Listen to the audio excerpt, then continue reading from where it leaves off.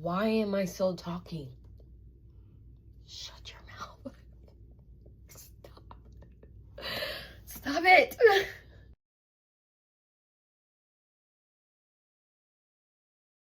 And welcome to Learn From Me, Sis. I'm Christina Jade, and this is my space where I tell the truth about all things healing, motherhood, heartbreak, and rebuilding a life that I'm truly proud of. And if you ever felt like you're carrying the weight all alone, then this podcast is definitely for you. You ever notice how some people can say one-word sentences? I was never one of those people. I used to feel like I needed to over-explain, make sure there was no denying the words that came out of my mouth. I used to feel like if I didn't explain myself thoroughly, I would be misunderstood. And if I was misunderstood, then I would be rejected. I had a lot of confidence. No way was me explaining myself a sign of insecurity. I thought I was articulating myself. I thought I was emotionally intelligent. And don't get me wrong, I still am. I was always. I thought I was just really good at communicating. Beat my own horn type of deal. And what I really was, I was afraid of being painted as the villain. Being painted as the villain when all I had were good intentions. A very hard pill to swallow. At work, it makes sense to clarify. If a patient thinks I'm yelling at them because I'm trying to project my voice because I hear beeping, I hear vents, I'm also deaf. So if I'm deaf, I may think that I'm not talking loud enough. So, if a patient has told me, hey, like, you don't have to yell at me. And hey, I'm not yelling, I promise you. I'm just speaking louder and being more assertive just so you can hear me, so there's no confusion. If a family member misinterprets something, I clarify. Because in the ICU, clarity matters. However, I didn't realize how much of the ICU communication style I was carrying into my personal life. Like everything was a charted note. Like every feeling needing documentation. In past relationships, I used to over-explain my tone constantly. If I was direct, I softened it. If I was hurt, I would explain the hurt in so much detail just so it wouldn't seem like I'm crazy for feeling the way that I did. If I reacted, I would explain the buildup so it wouldn't look like it just came out of nowhere. And you know what? Sometimes I was not explaining to clarify. I was explaining to defend my character at that. And the most exhausting part of it all? The more I would explain myself, the more misunderstood I would feel. I would send long messages, I would send voice notes, clarification after conversations that were well already over. Hey, but just so we're on the same page. Or like, hey, just wanted to like make sure we're still good. I know we already talked about it, but hey, I'm just trying to make sure.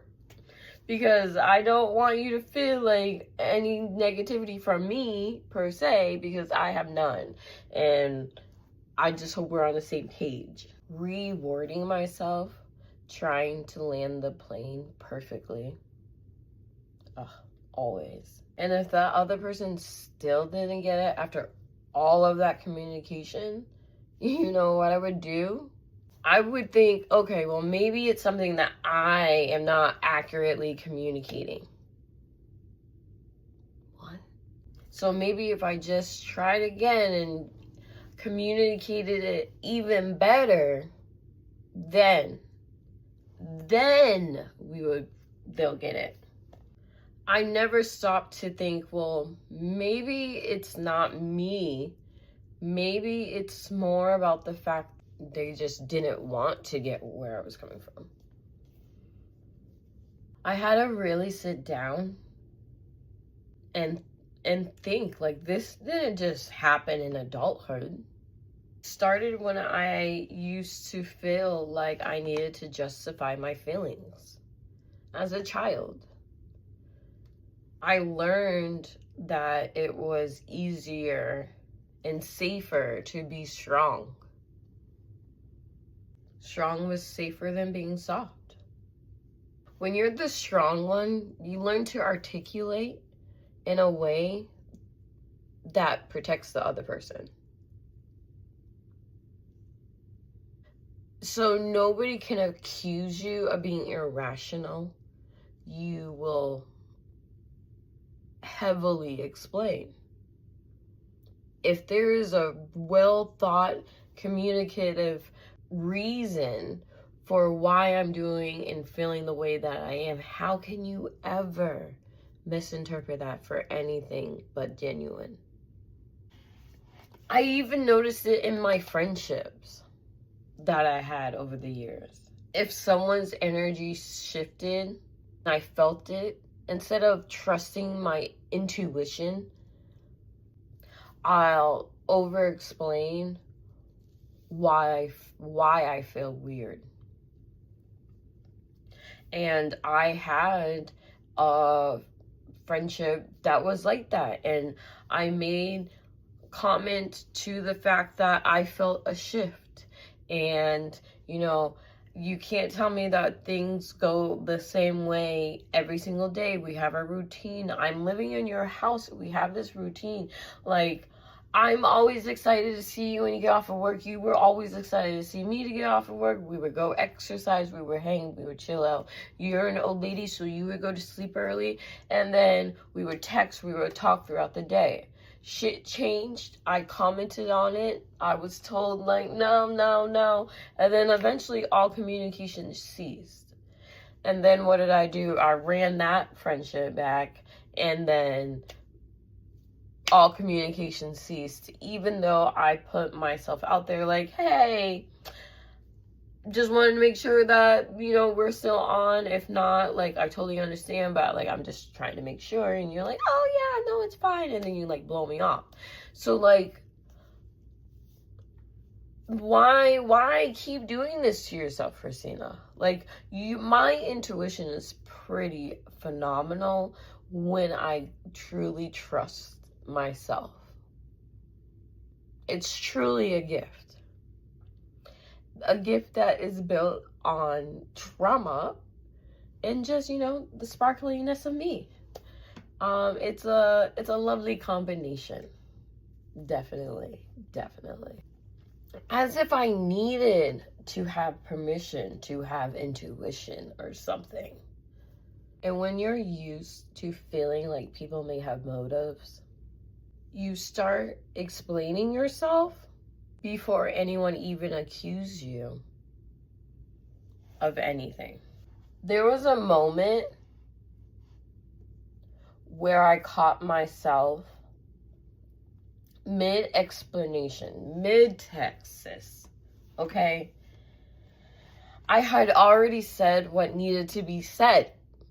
And not only that, I meant what I said, and it was respectful. It was a clear message, and I still felt the urge to explain myself. And then I stopped and I thought, why am I still talking?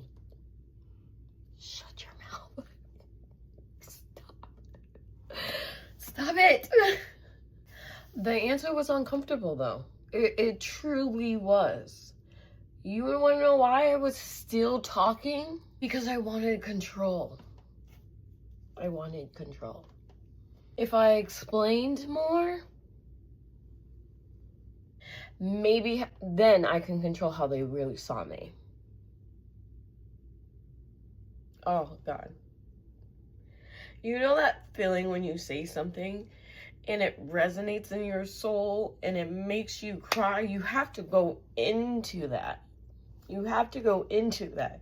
A lot of people will stop because it feels uncomfortable. I don't want to cry. And I don't like crying. Like, I genuinely don't, because I know there's a lot of shit that has to come out of my body. So, like, I am genuinely, like, worried that I'm gonna start one day and I'm never gonna stop, because this just years and years and years. Like, lately, I allow myself, and I go on faith, and I go on love, and I go on, baby girl, are you done living this way? Because I am, like, I genuinely am, like, I'm genuinely am so ready to be done.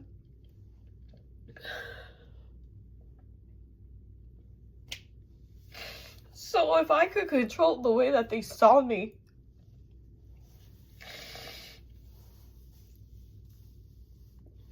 then I would still be chosen. Because that's what it was also about too. Oh, I have to go to work. So, but here's the reality about everything. Like, this is the aha moment, right? You can't control how somebody chooses to interpret you. You just can't. You can't do it. You can't do it. Screaming it from the mountaintops, baby girl. Or baby boy. Just kidding. We don't fuck with her. Like, we're crying because we're shopping at fucking, I forget the store, but that store is amazing. Like, don't knock that. Like, that store is still expensive, bitch. Anywho, moving forward. I digress. You can only control whether you were honest and respectful. That's all you gotta be. You gotta be honest. You gotta be respectful. You can cut somebody by the jugular by still being respectful. And I'm trying to learn that. I'm learning that, because that will be the next tier of Christina Jade, baby. Yes, it will. And that is what's scary to me, because I'm used to being high functioning. I am high functioning now. I'm used to holding things together. And I'm used to managing the outcomes with the cards that I am given, with my sense of trying to control. You cannot manage the outcome when dealing with another human being. You just can't. You can't manage perception. And I had to admit something to myself. And I said this earlier. Sometimes I wasn't explained to be understood. I was explaining so I wouldn't be abandoned.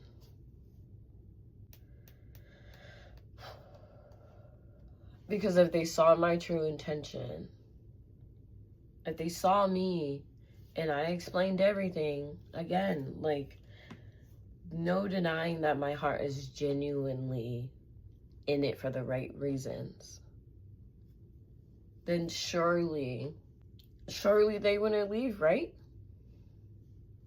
Wrong!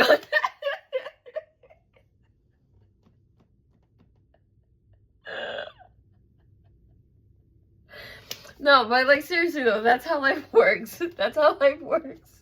And now if I say something respectfully and honest,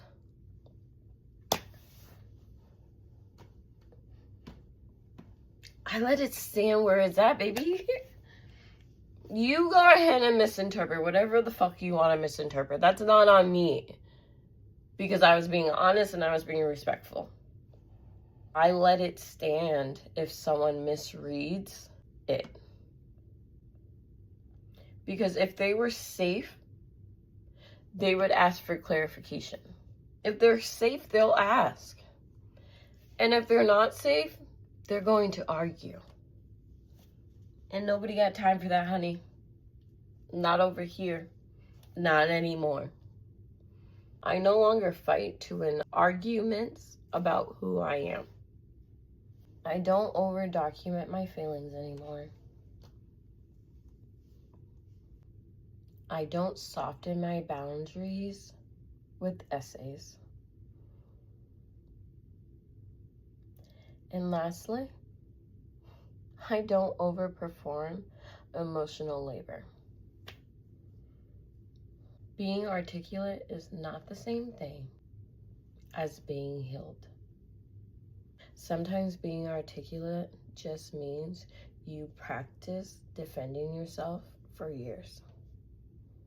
Healing for me now looks like I said what I said the first time. I'll treat you like my kid. I meant what I said the first time. And I'm not spiraling to make you comfortable. So if you feel the urge to constantly explain yourself, ask yourself, are you clarifying? Or are you negotiating for acceptance? Are you communicating? Or are you trying to prevent rejection?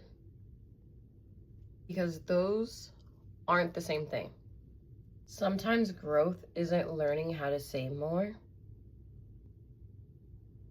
It's learning when to stop. It's learning that people who are safe ask to understand. The people who aren't will misunderstand.